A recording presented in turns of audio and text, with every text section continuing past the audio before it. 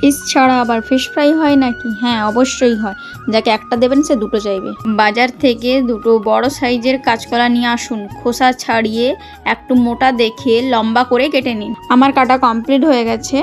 তোমাদের কাটা হয়ে গেলে কাটা স্পুন বা টুথপিক দিয়ে এইভাবে ফুটো করে নাও। ওপর থেকে কাসুন্দি সস ছড়িয়ে কলাগুলোকে ম্যারিনেট করে আধ ঘন্টা রেখে দেব। ততক্ষণে আমরা আরেকটা প্লেটে সুজি, chaat masala, black salt, red chilli powder, cornflour, Maggi masala, পরিমাণ মতন তেল ম্যারিনেট করে নেব।